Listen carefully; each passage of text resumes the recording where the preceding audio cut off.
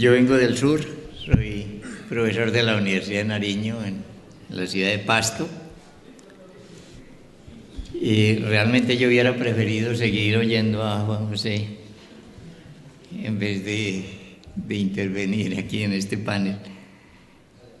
Pero pues así estaba programado. Yo voy a plantear algunas ideas relativamente simples en relación con el método. Mi ponencia la he llamado El capital, todo es cuestión de método.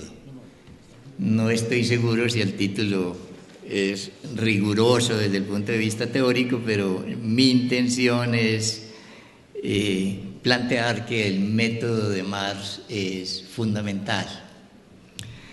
Voy a hacer una rápida introducción diciendo la importancia del método y por qué es uno de los aspectos desconocidos relativamente en Marx. En segundo lugar, voy a plantear lo nuevo que hay en Marx en teoría del valor comparado con Ricardo.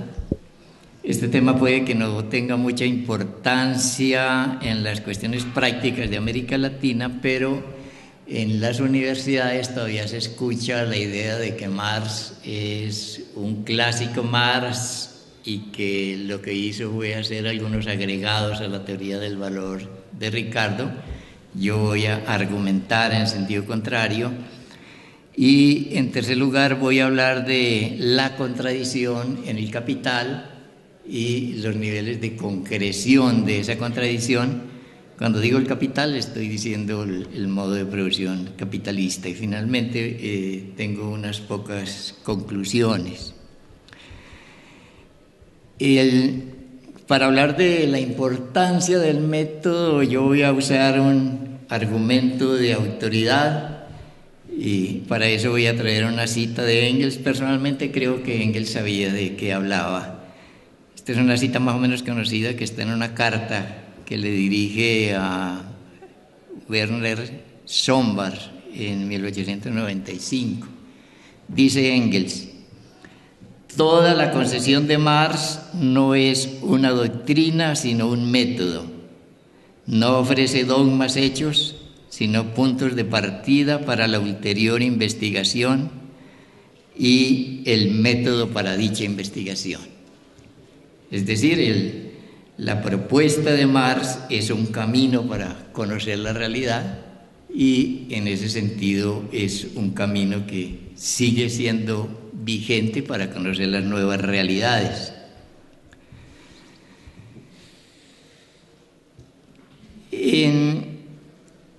Voy a plantear dos aspectos que mostrarían el por qué el método de Marx es uno de los aspectos que menos conocemos, que menos trabajamos, y eso sucedió desde el inicio. Cuando Marx publicó la contribución a la crítica de la economía política en el 59, incluso sus compañeros más cercanos no entendieron el libro. En una carta que Marx le dirige a su amigo Engels en el 59, donde le dice qué aspectos cree él que debería Engels destacar si escribe una reseña del libro, se queja de que sus amigos, como en el caso de Liebknecht, le había dicho a su amigo Biscam que nunca un libro le había decepcionado tanto hasta ahora como lo decepcionó el libro de la contribución a la crítica de la economía política. Y Biscam mismo, dice Marx, me ha dicho que no veía quoi bon, o sea, no veía para qué servía ese libro que él ha escrito. Y lo que uno puede pensar es que no lo entendieron porque era un método lo que Marx estaba planteando en ese libro. Como lo dice Engels luego cuando escribe la reseña, que dice que Marx era y es el único que podía entregarse a la labor de sacar de la lógica hegeliana la médula que encierran los verdaderos descubrimientos de Hegel en este campo. Entonces, el libro de Marx, la contribución a la crítica de la economía política, es fundamentalmente un método. Es la elaboración por Marx de su propio método. Otro de los aspectos que hace que el método de Marx sea más o menos desconocido es el hecho de que, como plantea Michel Henry, es un filósofo francés, las organizaciones políticas que se consideran marxistas toman de Marx las partes que creen conveniente para su trabajo político. Y, o sea, desgajan una parte del pensamiento de Marx. Si me permiten una metáfora, supongamos que el conjunto, el sistema de pensamiento de Marx es como un árbol y la savia que le lleva vida a todo el árbol es el método. Entonces, cuando una organización política desgaja una rama, que es lo que va a utilizar para su práctica política, pues esa rama termina por morirse porque ya se queda sin savia. Marx no dejó un texto escrito sobre método, salvo el tercer epígrafe de la introducción a los Grundrisse y algunas alusiones que hacen, notas de pie de página, en cartas, en prólogos, etc. La pregunta aquí sería, ¿podía Marx hacer un libro sobre método? Y yo creo que la respuesta es no. Y un marxista que se llama Daniel Ben-Say, usted seguramente lo conoce, dice que, apuntada ante todo a deshacer los sortilegios de la mercancía, la ciencia del capital no podría comenzar por un discurso del método. Eso sería otra vez buscar vanamente la ciencia antes de la ciencia. O sea, Marx no escribe un libro sobre método porque no era posible escribir un libro sobre método. Y ahora nos decía Juan José también cómo el método no es el punto de arranque de la reflexión. Y en mi opinión, la obra más completa de Marx, donde habría que encontrar el método, donde habría que rastrear el método, es El Capital. Por lo tanto, de lo que se trataría es de eso, para los que de alguna manera somos aficionados a tratar de conocer el pensamiento de Marx, necesariamente tenemos que medírnosle al Capital. En el punto, ¿qué fue lo que Marx dijo de nuevo sobre la teoría del valor, particularmente respecto a Ricardo? Ricardo efectivamente tenía una teoría del valor trabajo. Él dice, el valor de un artículo depende de la cantidad relativa de trabajo que se necesita para producirlo. Hago énfasis en la cantidad, más adelante digo por qué.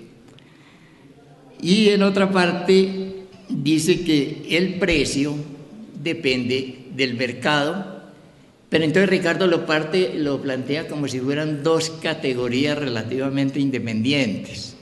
Baste el hecho de que la teoría del valor está en el capítulo 1 y la teoría del precio está en el capítulo 4, o sea, como si fueran, allí puede ver uno que para él eran dos cosas relativamente aisladas. No así Marx. Marx dice, el valor, por ser abstracto, debe adquirir una forma de aparecer, en sentido de Hegel, como una esencia que debe aparecer como algo distinto de lo que es. Aparece en una forma específica, no independiente, que es el valor de cambio, el dinero, como su forma necesaria. Es decir, el valor y el precio, para Marx, no son dos categorías independientes, sino que es una. una categoría. Y él dice que él está entendiendo la esencia y la forma, como lo había planteado Hegel. Y Hegel, ¿qué fue lo que dijo? Él dice, la apariencia es la esencia misma en la determinación del ser. Entonces, para Marx, el precio es el valor transformado. ¿Y cuál es la importancia que tiene esto? Vista así la cosa, no tendría sentido toda la discusión que se ha hecho de la llamada contradicción entre el valor y los precios de producción, que es lo que ha llevado a decir que hay una contradicción entre el tomo 3 y el tomo primero. Si entendemos valor y precio como una sola categoría y el precio como la fetichización del valor, entonces esa separación entre valor y precio perdería sentido. Y otra diferencia fundamental de Marx con Ricardo, pues además que para Ricardo el valor es una cantidad, para Marx no. Para Marx el valor es el trabajo abstracto materializado que tiene una magnitud, pero no es una magnitud como lo es para Ricardo.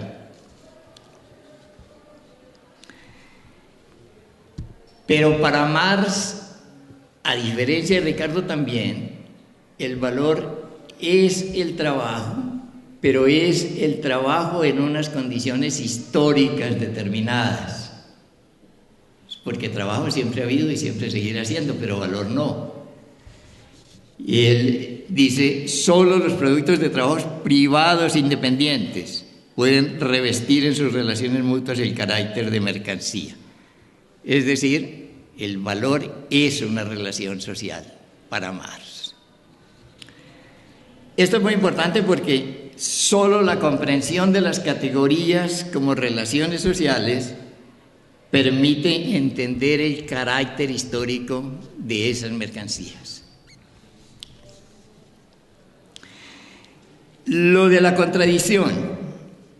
Yo lo que quiero plantear es que la contradicción del capital, y voy a plantear ahora qué es en esencia la contradicción, y los otros niveles son expresiones en niveles más concretos de la misma contradicción. ¿Por qué me interesa plantear esto? Porque hay la tendencia a ver las contradicciones como si fueran independientes. Entonces, por ejemplo, cuando se habla que la contradicción entre la producción social y la apropiación privada del producto, etc., se la trata como si fuera una contradicción en sí misma. Y eso da la ilusión de que como es una contradicción en sí misma, podría resolverse independiente de la esencia de la contradicción. ¿Y la esencia de la contradicción cuál es?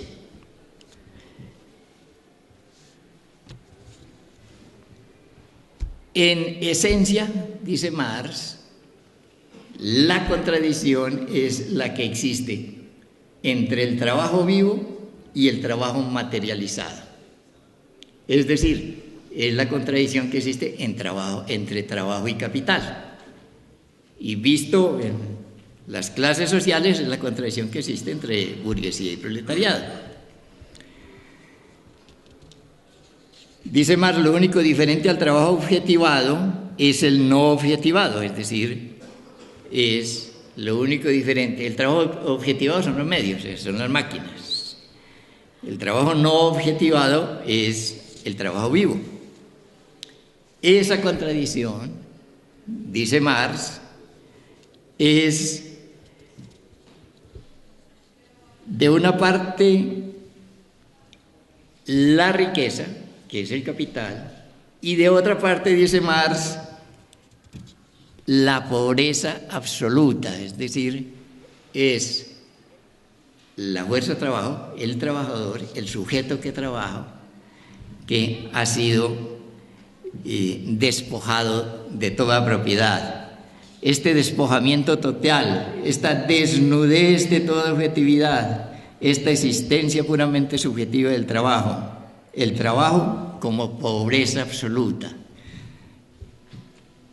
La pobreza no como carencia, sino como exclusión plena de la riqueza objetiva.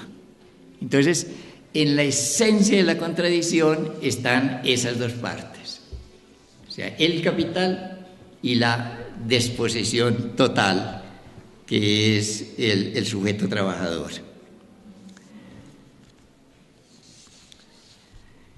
Entonces, si esta es la contradicción, lo que está en la esencia de la contradicción, de ahí mi planteamiento es que las otras llamadas contradicciones no son contradicciones per se, sino expresiones de esta contradicción. Por lo tanto, mientras no se resuelva la contradicción entre trabajo y capital, no tiene sentido pensar en la posibilidad de resolver las otras contradicciones. Voy a tomar unos ejemplos de niveles de concreción de esa contradicción. Miremos, por ejemplo, en el capítulo 9 del primer tomo, estoy hablando de la traducción al español publicado por Fondo de Cultura, que es la contradicción entre la necesidad de aumentar la masa de plusvalía.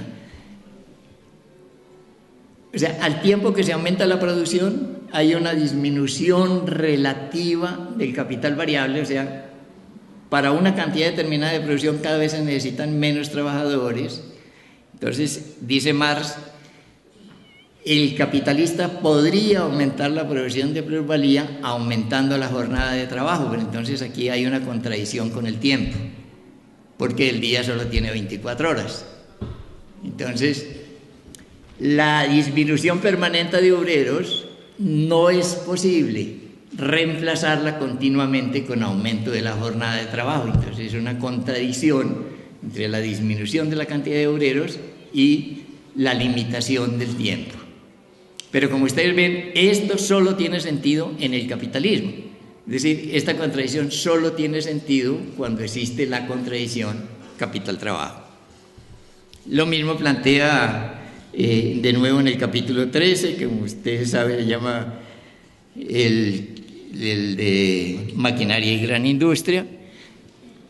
Entonces allí nos vuelve a decir que, como se ve, la aplicación de maquinaria para la producción de plusvalía adolece de una contradicción inmanente, puesto que de los dos factores de la plusvalía que supone un capital de magnitud dada, uno de ellos, la cuota de plusvalía, solo aumenta a fuerza de disminuir el otro.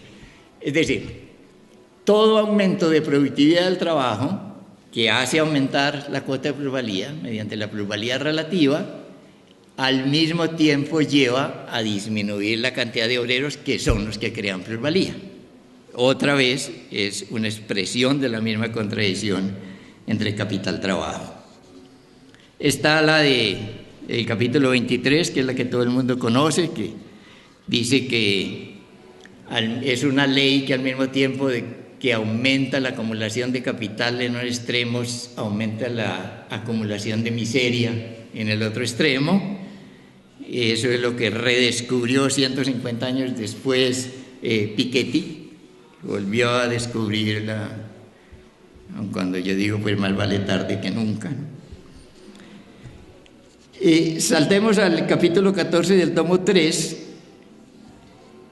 Este es el desarrollo de las contradicciones de la ley. Está hablando de la ley de la tendencia decreciente de la cuota de ganancia. Dice, la ley de la creciente productividad del trabajo no rige incondicionalmente para el capital. Para el capital, esta productividad aumenta solamente cuando se ahorre una parte del mayor trabajo retributivo de la que se añade el trabajo pretérito, etc. Es decir, está insistiendo en que el aumento de la productividad del trabajo, para producir más en el mismo tiempo, necesariamente lleva a la disminución relativa de la cantidad de obreros, es decir, al mismo tiempo a la disminución de producción de plusvalía. Finalmente, voy a referirme a lo que James O'Connor llama la segunda contradicción. ¿Qué es lo que nos dice O'Connor? Que con el deterioro de la naturaleza, las partes de la naturaleza que necesita el capital para la producción van a ser cada vez con más valor, van a ser más costosas y que por eso disminuye la tasa de ganancia. Él dice que esa es una segunda contradicción que él descubrió. Con la misma lógica que vengo argumentando, yo digo que no es una segunda contradicción, sino es una expresión de la misma contradicción. Porque esto no tiene sentido si se resolviera la contradicción entre trabajo y capital. O sea, si no hay contradicción entre trabajo y capital, esta contradicción tampoco existe. Entonces no es una segunda independiente. No estoy de acuerdo con O'Connor cuando nos dice que esto fue desconocido por Marx, que él fue el que lo descubrió. Y yo traigo aquí una cita del capítulo 6 del tomo 3 que demuestra que Marx sí trató ese tema, aun cuando pues, el problema ambiental no estaba en los niveles que está hoy, porque eso no lo desarrolló, pero él sí dice, en la proporción en que su precio aumenta, bien por las oscilaciones de precios de las materias primas que entran en su construcción, bien por las de los precios de las materias auxiliares empleadas en su funcionamiento, disminuye la cuota de ganancia. De aquí se desprende, entre otras cosas, cuán importante es para los países industriales la baratura de las materias primas. O sea, esto está en el mismo sentido de lo que O'Connor llama segunda contradicción, y esto ya estaba planteado por Marx.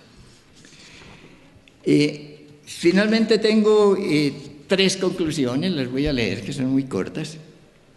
Primera, la diferencia de la teoría del valor de Marx respecto a la de Ricardo es una diferencia esencial y su fundamento es una cuestión de método.